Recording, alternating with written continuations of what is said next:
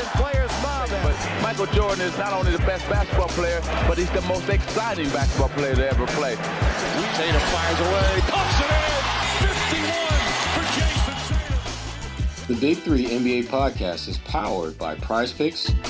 Welcome, folks, to another edition of the Big Three NBA podcast. I am Sherrod Blakely, joined by the one and only Duane Rankin of the Arizona Republic, rocking the Scully. 99.8% of the time I've seen this brother, he has had a hat on. I thought, well, you know what? Maybe he gonna not rock the hat, but this is Duane. This is Duane Rankin. In fact, at some point, I want to hit you up and figure out how do you rank your hats? Like, what's like the top shelf hat? What's next shelf? And what's like in the rotation, but not quite a starter hat? Right. Who's coming off the bench? Right. Exactly. Who coming off the bench? Who giving you that juice off the bench? Exactly. Well, listen, man, we're going to jump right into the thick of things. The Celtics were out in Phoenix about a week or so ago, and actually Suns are coming to Boston soon.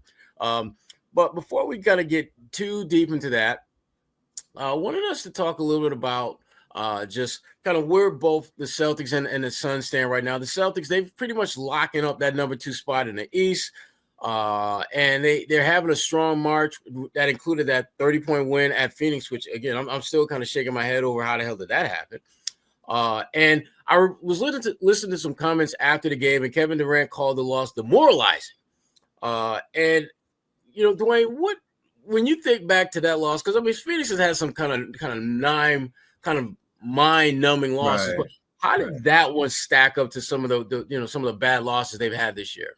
Well, what Durant was specifically talking about was the way Boston was hitting threes. It was like threes. Yeah, it was demoralizing. Like, they're just launching, and it's like all of them are going in, and he just was like, "This is crazy." So he's been one of those that's talked about the three, like, okay, the game's changed, and this is what they're doing. But he's still in the traditionalist, mid range, maybe play out of the post, mid post, so he knows what the three is. Knows what it means and how it's impacting the game now, but this part of it still hangs on to, how the game used to be played. So that's mainly what he was talking about. The Suns' second worst loss of the season in terms of margin. Mm-hmm. OKC beat him by 31. I think Shea had a ridiculous. I think it was 40, 50, something like that. Just put a number on it, and it probably was what it was. But that was. I remember after that when I was like, wow.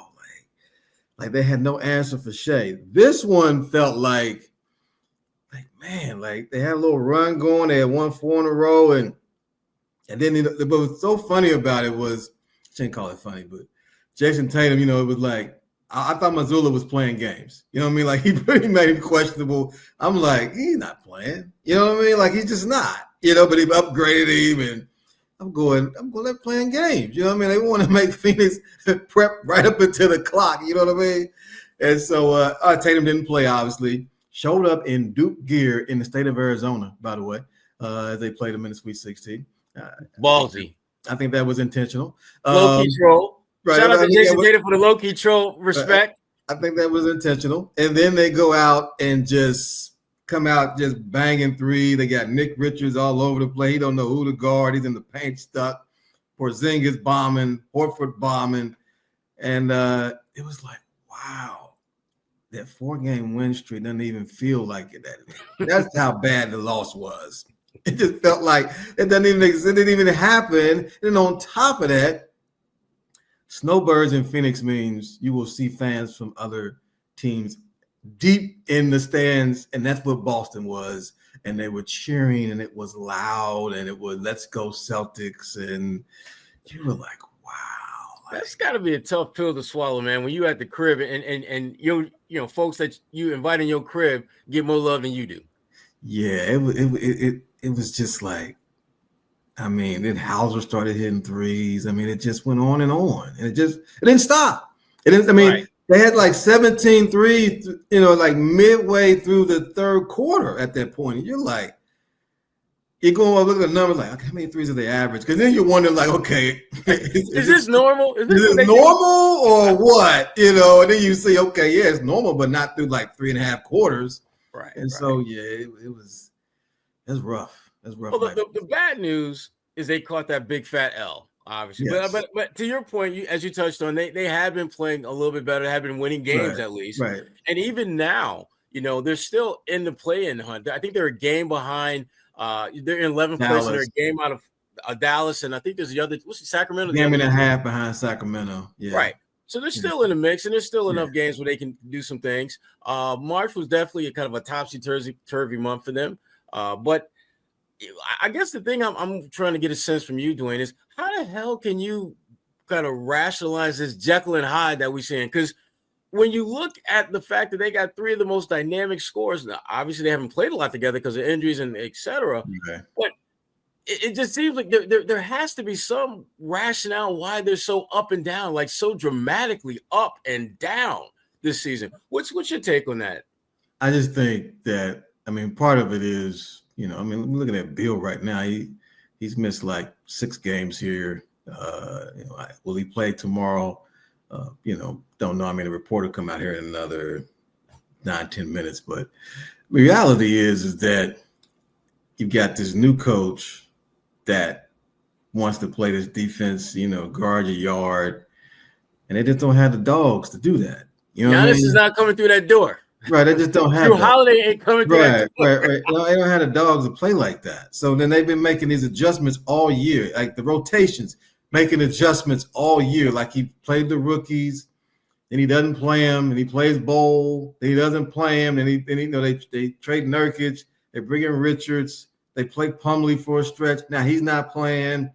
Allen, he's been hurt.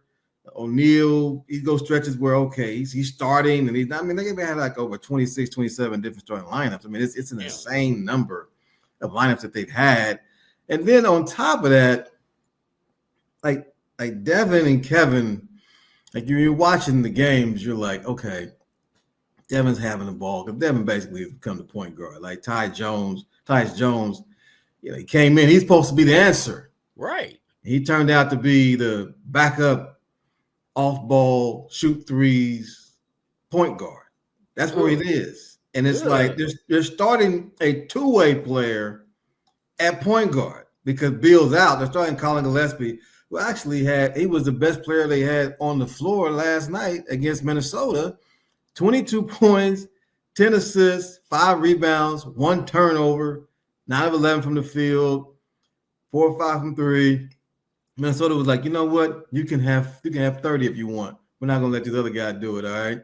So you had your career high. It's beautiful. We're happy for you. But we're gonna have Anthony Edwards muscling up on Kevin. We're gonna have Jay McDaniels, who's got a love Jones for Devin Booker, and we're gonna have him in up in here, all up in here, and then we're gonna double Devin, and then we're gonna just make it just complete hell for you. And that's exactly what happened. And on top of that, you've seen Rudy Gobert at his best and probably at his worst tonight. Last night, he was at his best. Oh, boy. 17 and 13. And even had Nick Richards looking like. Yeah. So it's inconsistent with the players, the rotations, the offense. Budenholzer loves spacing. Sometimes they have it. The other night they had, I think, Ryan Dunn in the corner, Colin Gillespie kind of in the middle, and then Devin Booker kind of in the wing. You could have one guy guard those 3 players. And then with Durant or some pick and roll on the other side, and it's supposed to be, all right, draw body, extra, Kevin spins, kicks it. But you got 3 guys on one side. It's like a guy's supposed to be over there, on the strong side. Right. So you're like watching and you're like, okay, sometimes it looks great. Like you're watching them play, you're like, wow, this offense is incredible. Because it's supposed to be random, which it really is not. Right. You see something, you react, you go and do something off the reaction. Right. They're the only team, Sherrod, that I've seen consistently shoot 50 from the field, 40 from 3, and still lose.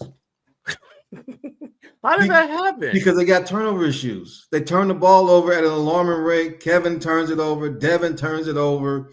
And it's not only just turnovers, it's pick sixes. It's Ed Reed going the other way. It's Dion going the other way. It's open field. You know, right. And so it's like so they have those live ball turnovers that just end up. So they got a lot of. It's this, and that's why you see the record that they have, and why they are. I mean, I was asking Kevin. He was like, I said, ask Kevin and Devin. I'm like, feel like time's running out. Right. Kevin Tick-tock, was like, tick-tock. Yeah, Kevin, like, yeah, it feels like time's running out on us. Like, we got to do something here. We got to, but Kevin, be a pro, go back to work. But man, when you got 8 games left, which means you've played 74, and it's been this for 74 games. Sometimes you fall in that rut. Now they can spin it and get on a run here at the end. It'll play right into what they've been all season. Yeah. And that's obviously the goal for them, to just finish this thing out strong, getting that playing game. Because, not only are they, obviously trying to salvage whatever they can out of this season, but you got teams ahead of you, i.e. Dallas, that don't want to be in the playoffs. Right. They will be more if they could literally shut it down. Like, look, if we forfeit every game for the rest of the season, we good. They do that. So there's opportunities there for sure. But as you pointed out, though, when you played as many games as they have already this season, and you have the record that they have, it's impossible for the fan base to not be playing the blame game. Yes. It's so and so's fault. This right? I want to play a quick game where I like to call pick and roll. You pick the side that you want to roll with. That's how we do. Here's the question: who is feeling more heat from the Suns fan base? Is it the big three, KD, Devin and Beal, or is it head coach Budenholzer? Who's feeling more heat from the fan base? Like when who do the fans are they putting a little more blame on in this joint? Well, they're killing Bill, because Bill isn't healthy. They're just killing Bill. Like, every time he misses a game, he getting it from 2 ways. One, well, glad he missed the game because they got a better chance of winning. 2, or well, how come the guy can't be healthy? You know what I mean? Like there's people that think he can contribute and help, but then he's hurt. There's people that don't think he can contribute at all, even if he was healthy. So he's getting it from both ends in terms of people upset with him. So I would say it's Bill and Budenholzer, because Budenholzer's supposed to be the fix. Like they basically kept the same team, but they fired Frank Vogel, and they brought in Budenholzer. Budenholzer's supposed to be the answer. Okay, this is the guy that can make this work, for us. And it hasn't. It's been worse. Like, Vogel won 49 games, Sherrod, with guys who aren't even in the league anymore. Yuta, Chesney Metu, like you go through the roster, guys aren't even in the league, and he won 49 games with that. And Budenholzer's got this roster, and again, that's what's crazy about when I look at Boston. Like, they've got these 2 obviously high-paid guys, which means you're over the second apron, which means the other guys have got to be on some kind of – you can't be on a big contract. Or if they are, it's not like this, it's not comparable to Tatum and Brown. So that's what they are with Beal, Booker, and Durant. They got a lot of vet minimum guys, and you can look at the roster and you're like, Vogel won with that.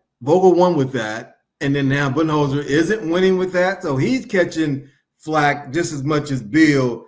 And then if I had to say the least person is it's Durant, because it's almost like he got so much, and you've seen it. He's got some loyal fan base. I mean, it's a personal collection of people who were going to ride with him, and they like, yo, we can't wait to see you on your next team. I mean, they right. You know what I mean? That's they're in that mode, And Devin, it's weird because it's a weird mix of they want that previous Devin, that guy that would go out and try to get you 70 against Boston, score 70, score 60, score 50. They want that guy. And Devin's in that mode of, I'm trying to get other guys involved. Right. I want to be this facilitator. I want to be this play. I'm taking what the defense gives me. I'm making the right play. Fans here, they don't want to hear that. They want Devin Booker to go get it, and they're wondering why. Why are you not being that guy? That's the guy we fell in love with. You're being somebody else. We don't know who you are, and so it's a lot of that going on when you mix it all up. But if I had to pick, it'd be Beal, Budenholzer, probably Booker, and then Durant. Yeah. And the thing about Devin, for those of us who watched him a long time, you obviously more so because you see him every day, but for those of us who watch him from afar, he's a much more complete player now. Right. I think he's a much tougher cover now because he has the ability to not only get his shot, but also position himself to get other shots. It's just that the team, the guys around him aren't that good. I mean, I look at the Boston Celtics, and if you put a guy like Sam Hauser on the Phoenix Suns right now, Sam will get wide open looks because of Devin and what he can do. And when you got a guy that can shoot like 40% consistently from three-point range, all of a sudden everything and anything about your team changes. And now instead of being a squad that's hoping and praying you can get into the playing game, you might be looking at that 4, 5, 6 spot potentially. So it's a definite roster issue. But before we go any further, I just want to give a quick shout out to our good friends at Prizepicks. Springtime is here and baseball season is officially underway. Don't miss your chance to add your favorite players from the diamond in your Prizepicks lineup, whether it's strikeouts, RBIs, or first inning runs. Take your pick of more or less for your shot to win up to 1,000 times your cash today. With over 10 million members and billions of dollars in awarded winnings, Prizepicks has made daily fantasy sports accessible to all. You just pick more or less on at least 2 players for a shot to win up to 1,000 times your cash. You can mix up the sports as well. Don't all have to be all baseball, all basketball. And remember, run your game all season long on Prizepicks, which is America's #1 daily fantasy sports app. How do you get in? It's really, really, really, really, really super easy. You just download the app today and use code CLNS to get $50 instantly after you play your first $5 lineup. Download the app today and use code CLNS to get $50 instantly after you play your first $5 lineup. Prizepicks, run your game. And we are going to continue running our game here. I've got Duane Rankin of the Arizona Republic here, and we're going to pull off the crystal balls a little bit and look into the future because as you know, in the NBA, you can't get locked into the moment. Right. Well, you know what? The future will be today. And as you know, and most people know, the Celtics, they have a soon-to-be new ownership group after the team was sold for $6.1 billion. That's B as in baller billions. It's expected, sooner or later, the Celtics are going to have to start trimming some of this payroll because they are beyond that second apron. And if you just bought a new nice shiny toy, you ain't trying to put that thing in the shop and pay money to keep that thing fixed up and running. You want to get that thing out there, run, and basically put some money in your pocket. So they're probably going to be looking to do some things with their payroll as early as this summer. And which brings us to your crew. Phoenix will also be looking to do some things. I think it's pretty clear and obvious that they're going to be looking to do some things with that roster, which makes sense when you had the kind of struggles they have. And the name we hear more often than not is Kevin Durant. And the funny thing to me about that, Duane, as you pointed out, he's probably been the most consistent player in terms of playing at the level that they're expected to play at this juncture in the season. I mean, from your perspective, why does KD become that one guy that everyone seems to be talking about is going to be on the move this summer, including his loyal fans? Because as you know, hey man, wherever you rocking, we rocking with you. Yeah, right. They're changing colors right now. They have no problem changing colors. They have no problem changing colors. I think. Well, first, Kevin Durant gets recruited. You know what I'm saying? Like teams want the guy. You know what I mean? Like, Kyrie Irving, hello. Right. Teams want it. So it's like he's in that mode of like teams want him on their squad. So you're looking at it from that perspective. That's one of the things about him. And just real quick, Bradley Beal will be out tomorrow. That'll be a 7th straight game he's missed. So it's like, that's again. I'm telling you, Beal gonna get it. They're gonna be after him again for missing another game. But it's like this. Kevin is a guy that when you're watching him, you're going, you know what? It may take him a little longer to get to the move. It may take him a little more dribble to get to the move. But when he gets to a spot, he's still rising up, and 9 times out of 10, he's getting the cleanest look you could get. So that's one thing. 2, it's like he's a plug and play. Okay, well, we need this from you. Okay, he can play make. We need that from you. He can do that. We need you to play the 5. He can do that. like he's still able to do multiple stuff. So that fits in with teams, as far as what they're looking for, as far as, if you're a team that you're right there and you need that guy, that closer, that's why Houston is such an intriguing, potential landing spot. Like Houston has a lot of great stuff, but do they have a closer? And the answer is probably no. But could Durant be that closer? Like, could he go there and just be a guy that, okay, you know what? I don't have to average 27. I can average 23. I don't have to take 20 shots. I could just take 15. I don't have to do X, Y, and Z. But when the game's on the line, okay, I'll stand out here. He has become, when you just think, I just want to put this in your head, catch and shoot guy that's 7 foot. Damn. How you don't match up with that? Every single NBA wing to ever play against Kevin Durant. How you gonna match up with that? That's what I'm saying. So I'm literally sitting there and I'm going, this guy is catch and shoot 3-point shot at 7 foot. It's, you talking about extending the career of doing that. Like if he took 9-10 threes and he shot 50% of it, made 50%, because he's shooting like 40 something now, and that's not even the main priority for him. Like Budenholzer is pushing him to do it. He's still in that motive. I would like to, mix the game up. But Budenholzer's like, yo, you gotta let it fly, yo. Like I don't like you just gotta just do it. That's what we are. Right. So he still has so much value as a player. And you, like you said, the fan base, they want to play every minute of the game. Mm-hmm. They want to play every minute of the game. And he even comes out, he'll say, well, I know it's unrealistic, but I want to play 48 minutes. This is a 36-year-old who's in his 18th NBA season, who had an Achilles injury, and they're sidelining for a whole year. He's talking about he still wants to play 48 minutes. Come on, man. Come on. He's not. And this is a guy that wants to play 48 minutes on a team that's playing bad.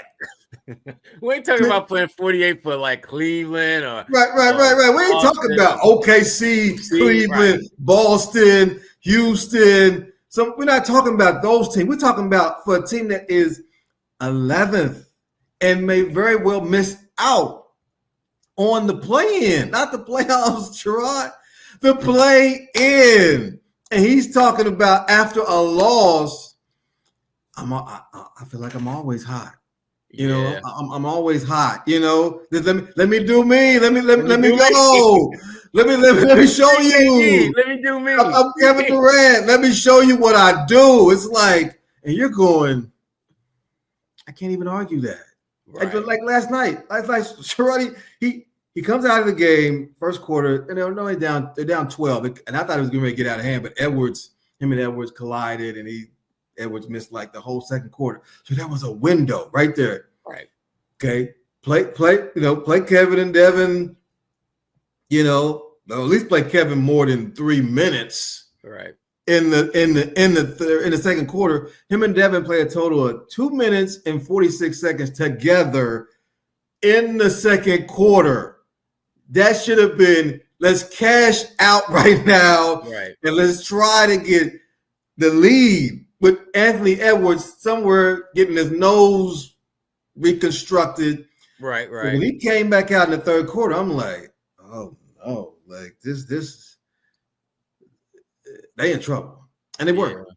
That was one of the knocks on Bud, in Milwaukee. Just in-game adjustments. Didn't always react to what was happening as quickly as he should have, and just recognize the moment that you got to work with and maximize that moment. I mean, if you play the T-Wolves, the Timber Pups, they ain't Timber Pups no more, Timberwolves. Right. They're called Timberwolves now. They've grown now. Full grown. Exactly. when Ant-Man is out, he's not coming back right away because he's getting taken care of, you got to make the most of that moment. You got to. But to your point earlier, D, when you talk about Durant and how there's just a lot of interest, obviously, in him because he really is a plug-and-play 7-foot wing catch and shoot catch, which is crazy to think about, but that's real.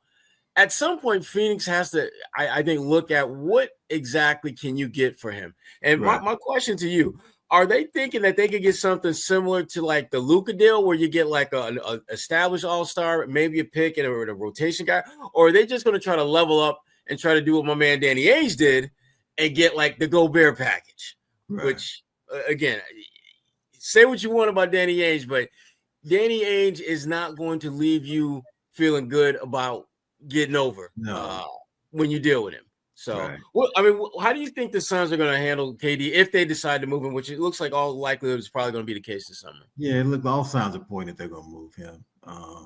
That's another. It's like this era that he came to the Suns. It was championship. They're about to win one this year. They got Chris Paul, they got Devin Booker, they got DeAndre Ayton, and Kevin Durant. Yes. They're about to win this. Chip City, here we come. Right. And then they don't, and then it's been going this way ever since.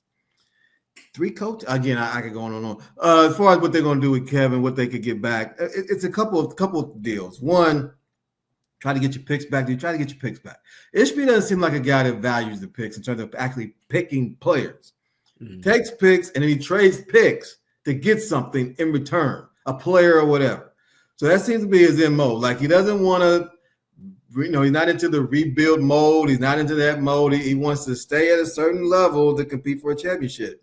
Now, unless he has a change of heart with that, because I've been saying, okay, do you get the picks and then you take those picks to help move Bill?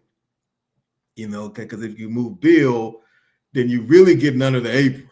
You know what I mean? Moving Kevin can get you close. You still got 2. 50 mil plus guys. So can they move Brad and get a little bit under here, a little bit under there, and then you can get to the under that apron. So we all know Brad got the no trade clause. So if Brad says, I'm not going nowhere, then he's not going. He ain't going nowhere. I mean, again, his dad, his agent is the CEO's dad. Right. You know what I mean? So it's like, I'm just going to leave it at that. Or they could get 2 guys that think they can come in and start right away and get close to matching Durant's salary. You get 2 guys like Dallas did with Gafford and PJ Washington. Right. 2 guys came in, played right away, and and then you can have that pair up with Devin, Brad, and say Nick Richards, and then you can see how that could work. Or you definitely don't want to make this trade where you don't get at least one guy that's like, he can help right now and get it going. And then the other guy, maybe he can be a bench guy. It's like a 6-man or something to that effect. But I think that the way Ishbia's mindset is, and you have Budenholzer didn't come in for a rebuild. If they would have got a young coach, then maybe you do that. You scrap and say, Devin, look, give us time. Give us a year to figure it out, how we can build around you. And then the next year we can start doing this. Now, but because Budenholzer probably didn't come in for a rebuild, now you got to basically align a team that can compete. So the irony of all this, Sherrod, is that the 2 rookies were draft picks and they're helping them play. You can still get value with the picks. Right. But Ishbia has shown that he's not too crazy about draft picks. So he probably would love to have him back. But I've been on the mindset if he gets him back, he's liable to move him anyway to get something else. So Durant is either picks and a guy, one guy in picks, or one guy and then a guy that's whatever in picks, or it's 2 main guys and a pick. Try to get as many picks as you can out of that. If you get 2 main guys, try to maybe get 1. The hope would be to get 2, but if you get 1, okay. But they're not going to get the 4 first-rounders and all that. They're not getting all that back. In a player like Kevin Durant, you're not getting what you gave up to supplement you. You're not getting that. So right, that's how I'm viewing it. Yeah, they and we're gonna hear. I mean, you mentioned Houston, which to me, I think of all the teams that you're gonna hear, that makes the most sense both for that team and for Kevin, and for Phoenix, obviously. But Fox Sports One analyst Nick Wright, he was talking about this, and you know where I'm going. He was talking about Boston as a possible spot for Kevin Durant, which again, with Boston being beyond that second apron, it's an incredibly narrow window. That they could potentially do something, which is, again, that's my biggest, I'm not putting a ton of stock into that. But the thing I've learned about this new GM, Brad Stevens, he don't play. Brad Stevens, listen, as much as I know Danny Ainge was about that hustle game and figuring out ways to maximize, Brad is kind of like that silent assassin in the front office. I mean, unassuming. Yeah, I mean, this dude was able to get Kristaps Porzingis, Andrew Holiday, and did not have to give up not one of his top two players to do so. And that to me is pretty damn impressive. So if you are the Phoenix Suns, and let's say you do want to deal with Boston, let's just say, what does Boston have that you want that ain't named Jason Tatum that you think you might be able to swing? Well, what's funny about Porzingis, Kevin Durant was like, "Hey man, because they were double and playing two on the ball," and Kevin said, "You might be able to do that, but if a center don't really care about shooting threes, but they got two centers that are shooting threes." He's like, "Come on, man!" He's like, he just had that look like, man, that game plan wasn't gonna work, yo. But back to who Phoenix would want? Oh, you want Jaylen Brown? I mean, because you're gonna be over the apron anyway, right? You want Jaylen Brown? Like, come on, let's deal straight up. Jaylen Brown for Kevin Durant, and then we can walk out the door. You can walk out the door, and we can be done. We get him to go with Booker, and then you're playing the young guy when Dunn and. Hey, you could do some damage with that. I mean, Jaylen Brown is kind of. I mean, he takes his share of shots. Right. Boy, here, he'd be able to do that. You know what I mean? Yeah. And look, he had a dunk against the Suns. Booker and somebody else. I don't even know who the other guy was. It don't matter. And it was like, ooh. The fans were like, wow, that's what that looks like. That's what a championship team looks like, Jaylen be bringing them body bags on the road and at home. he be filling them body bags up with somebody every game. Somebody get victimized. It's like, damn, man, Jaylen, why you like that, man? So if they could get Jaylen Brown, that'd be quick and easy, quick and painless. Y'all can have Kevin Durant, and we'll take a younger guy in his prime, defends. Then Budenholzer might be able to be like, yo, now I can do what I want on the defensive end. And wow. Yeah, that, and just knowing Brad. Wow. Yeah, just knowing Brad and how he's kind of gone about doing this, he would need to have like a Gobert deal to probably move Jaylen. Like, give Durant and a bunch of picks. Right. And I just don't see Phoenix, even if they had that at their disposal, I just don't think they would do that. I just don't think they would. And the Celtics, the only way I could see them moving Jaylen is if they get the word from the Celtics. Yeah, you're right. Yeah, the Celtics. That the ownership group's like, look, we ain't gonna be in the second apron forever. We need to start trimming some salary, and we want to still compete for a championship. If you were to make that kind of deal, that would clearly be a salary cap move that gives you a little more flexibility, but it allows you to still be in the running to win a title. Because the idea of Tatum and KD on the floor at the same time, damn. Well, I mean, look. I mean, that would be insane. And again, Tatum creating for Kevin Durant. Yeah, I mean, listen. Yeah. I mean, if it's gonna work, it would work better, because clearly it hasn't worked here well enough for them to hang on to it. You know what I mean? I mean, even if look, sure, even if they get in the playoffs, it's OKC first round. Right. It's over. Yeah. So your season is going to either be over mid-April, late April. But what do you prefer? Do you want to go on vacation mid-April? Yeah. Or do you want to wait till late April to make your reservations? Right. I mean, so that's where it is. I mean, unless they do something crazy where they just thought you have to make some miraculous change. So you have to. I agree with you. I don't think it's going to happen. I think the Celtics probably should just ride it out. But again, I get it because the Suns are thinking the same thing. Got to get under the apron. Got to get under the second apron so they can really. Because Ishbia's dollar, I don't think he fully understands that his value of his dollar is it would be so much greater under the apron. Yeah, because he's spending for stuff that Bill's not playing. Like he's spending dollars on a guy that's hasn't played more than 60 games in a minute. Man, like years. It's like having a Lambo sitting on rims. Right. It looks good. It looks good. Like, ain't going nowhere.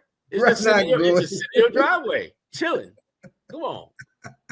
You could get you a Jeep or yes, or Range Rover. Hybrid. Right. Reliable. Nice looking Lambo sitting on rims. Ain't going nowhere. Dylan, you watching him in practice, watching him after the shoot around. He's banging threes. Like, oh wow, I mean, form's pretty, catch and shoot, but he's not playing. Yeah, let's take this out for a spin. Can't do it. Can't do it. You know, your fam come over. You know, cousin you ain't seen in a minute. Yeah, man, I heard you doing big things, fam. Oh yeah, you know me. Blah blah blah blah. Yeah. Hey, yo, man, is that you? Yeah, that's me, dog. Yo, man, let's go out, man. Oh man, I gotta get this done to it. That done. I gotta get the exhaust. Right. Carburetor. Right, it's shiny though. It's shiny. It look good though. It do look good. Facts. Wow. Well, hey, this is we're gonna end on this because I want to do something different with you, and we're gonna do what I like to call ranking the NBA. You like that? That's for you. I like ranking. That's pretty slick. I have to give y'all props. This is what we're gonna do. I'm gonna give you 4 different things that have happened this season, and I want you to rank them from being the biggest surprise to the least surprise. The first one, Taylor Jenkins getting fired, Luka being traded to the Lakers, and the Mavs getting just 1 pick back in the deal, Cleveland having the best record in the East, or your Phoenix Suns being among the worst teams in the NBA this season. Which of those is the biggest surprise to you? It's I haven't seen Cleveland play. I'm not surprised that they're doing what they're doing. They got a formula, it works. I think Kenny Atkinson's done a great job. Donovan is, he's got so many guys like Mobley and Garland and Allen and Ty Jerome, who was here for 1 year, and Atkinson said he got irrational confidence. Like the dude just playing out of his mind. So they've got a bunch of shooters there, Strauss. So I'm now that I've seen him play, not just against Suns, but throughout the season, I'm not as surprised by that. Okay. The Taylor Jenkins is sad in a way, but I think that push that Bain situation, it was just it was a couple days later he got fired. Yeah, like I get they're not playing where they need to be, but Ja has been out, and they're not far from getting as high as second. They in the 5th spot. Right, 5th spot. Could easily be have home court advantage in the first round of the playoffs with a good week. So that one's it is a surprise, but the Bain, I don't know if that's getting talked about enough. It's not. People acting that didn't happen. Right? They're acting like it didn't happen, but it did. You're supposed to be your domain, the bench. This is what you run. You don't run that court stuff. Right, but on the bench, it's supposed to be you. So yeah, but the Suns, the way they're playing, it's a shock. But then when you know the roster and you know how the inconsistencies, it's almost like this is going to, is not working. And if it's not working, it's probably how it's supposed to look. Right. It's supposed to look. The Luka is like, to me, it's the shock. It's like, and then everything that came out after that, and basically them saying, in their own way, well, he was out of shape. He wasn't this, he wasn't that. Like, you made always good on that man's name. It was sad. The dude was first team All-NBA 5 years in a row, and now he's damaged goods. Right. What? When that was your significant other, that was like the baddest thing going. But now y'all broke up. She really wasn't all that. Yeah, she wasn't all that. No, she wasn't all that, man. And you were sweating her every day of your life. You're sweating her every day of your life. Now she ain't that. That's whatever. So it's like that, and then like you say, the pick, just one,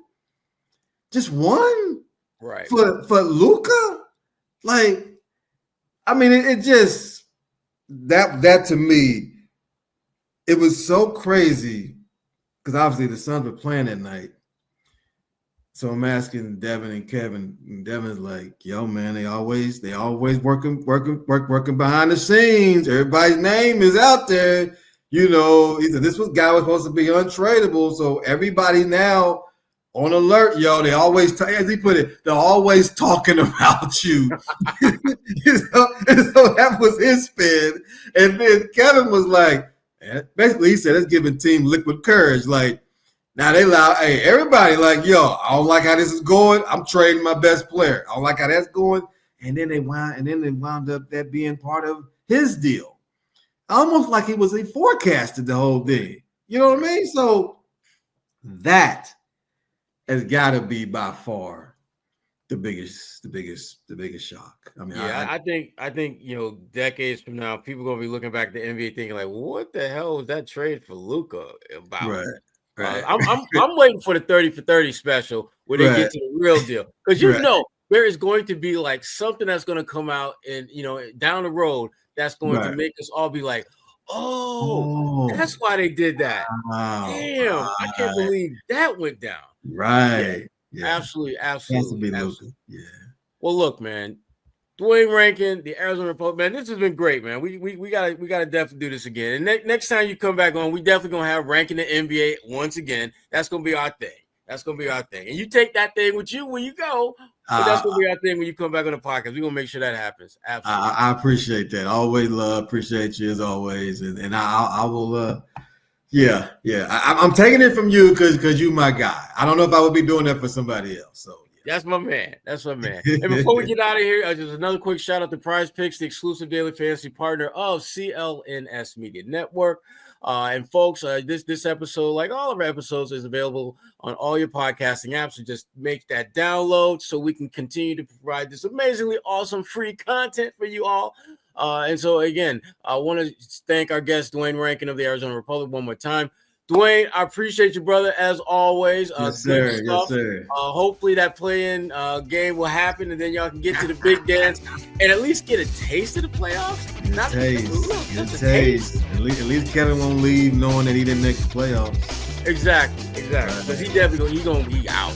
and we are out too. So, folks, thanks for tuning in. Duane, thanks for your time as always, brother, and we will see you when we see you.